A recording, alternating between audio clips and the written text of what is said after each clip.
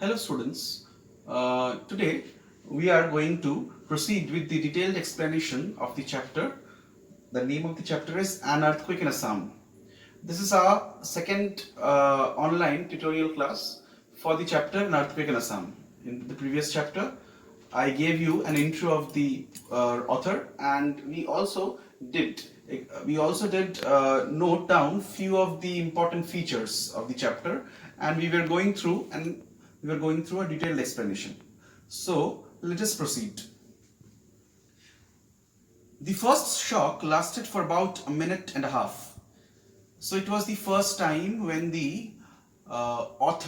when a living being understood the earthquake, understood the sensations of the earthquake. Till now, it were animals who were getting the indication, who were getting the symbols or signals rather of the earthquake. Now, for the first time, it's a human being who has got the sense of the earthquake. I was in my tub having a bath, which for the first time in the last 2 months I had taken in the afternoon instead of in the morning. My wife and children and the ayah were downstairs. Apart from the narrator's grandfather, grandmother, they were also very much surprised and shocked by the tremors of the earthquake, and they also came downstairs. Then the shock came, accompanied by a loud rumbling sound near the earth and a quaking which increased in intensity every second. So the intensity of the earthquake increased every second. I did not realize what it was that caused my tub to sway about. So the bathtub where they were taking the bathtub where the narrator was taking the bath, and the grandfather also, they were all involved in their various activities. The various activities did get disturbed because of the tremors of the earthquake. I rushed to the inner door to open it and search for my wife and children. The grandfather went to the inner door because the wife and the children were there, but could not move. The dreaded doors and boxes, furniture and plaster had come up against it. The back door was the only way of escape. I managed to burst it open and, thank God, was able to get out. Sections of the thatched roof had slithered down on the four sides, so the whole of the house was in a very disastrous position, and there were different things which were getting displaced also due to the tremors of the earthquake and due to the severity of the earthquake. So a lot of things were getting displaced, were getting rattled, were getting thrown here and there. So a lot of disturbance and chaos was created. With only a towel wrapped around my waist, I ran out into the open to the front of the house. He was trying to run out. He was trying to escape from the house because he needs to go to an open place, and he also wants his family to be secured. But found only my wife there. The whole front of the house was blocked by the fallen section of thatch from the roof.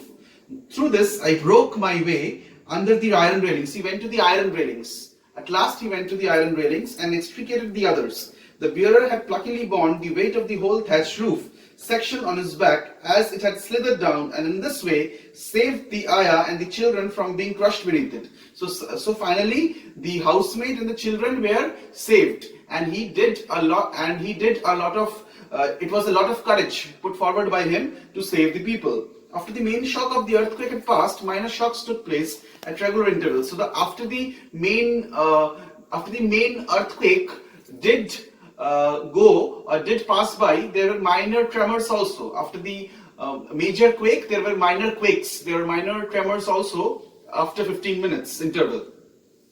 But during that first shake-up, the town of Shillong was reduced to ruin and rubble. Only one quake was enough. Only one quake. Only it was once when the earth actually shook and it took everything with it. The Shillong was reduced to a place of destruction, and each and every object was ruined. The ground began to heave and shake, wrote a young girl in a newspaper called The Englishman. So after some days, there was an article on this huge catastrophe, and one of the girl in a newspaper wrote, the ground began to heave and shake. I stayed on my bicycle for a second, so the narrator was on the bicycle and he was going somewhere, and then fell off and got up and tried to run, staggering about from side to side of the road. To my left, I saw so the girl actually is trying to narrate the incident where the girl was. The girl was on her bicycle. The girl was on her bicycle, and suddenly on that day she fell and she tried to move to the side of the road because she wants to protect her. To my left, to the left of the girl, to my left means here my refers to the girl. To the left, I saw great clouds of dust, which I afterwards discovered to be houses falling and the earth slipping from the sides of the hill. So the earth was slipping from it's as if it's a landslide. It's a type of a landslide which has occurred. To my right, I saw this small dam at the end of the lake torn asunder. So the dam also has been destroyed. So it was a huge catastrophe for Assam. I was wild with fear and didn't know which way to turn. The lake rose up like a mountain. So the lake rose up like a mountain. So it was also tsunami. Also tsunami occurred. Not only the earthquake, but there was a tsunami also. That is why the height of the lake went up and increased. It was just like a mountain and then totally disappeared, leaving only a swamp of red mud. Not a house was left standing. People were rushing about, wives looking for husbands. So it was a total chaos and people were just thrown. They were thrown asunder into pieces. The condition of the people were miserable. A crowd of people had collected on the cricket ground, which was considered the safest place because it was an open and a very vast open area. The shop was a rickety wooden structure which had always looked as though it would fall down. So the shops and there were some houses which were made of mud. They all were shackled and destroyed. And the shop was just a wooden structure which had always looked as though it would fall down in a strong wind. But there was one shop which everybody thought will fall down because there were many other shops which actually got destroyed and the other shops were really ruined. They were devastated. But that shop which everybody thought would not be able to withstand that ravage of the earthquake actually did stand. Nothing happened to that shop and it was intact. And then the rain came and it poured. This was extraordinary because before the earthquake there wasn't a cloud to be seen, but after the earthquake, the clouds came and it rained. The shock was felt for more than 100 miles on the Assam-Bengal railway. So it was a huge event. It was a huge natural calamity. A train was overturned at Shamsharnagar, another was derailed at Mantola. So train derailment also occurred. Apart from these instances that we have read, apart from a lot of damage to public property, a lot of damage to people, there were trains also and communication lines also disrupted. The Brahmaputra burst its banks and many cultivators were drowned in the flood. So Brahmaputra also burst the banks and the banks of the river of Brahmaputra also took many people and destroyed the crops. So it was a massacre. A tiger was found drowned, and in North Bhagalpur, where the earthquake had started, 2 elephants sat down in the bazaar and refused to get up until the following morning because the elephants were scared of the natural calamity.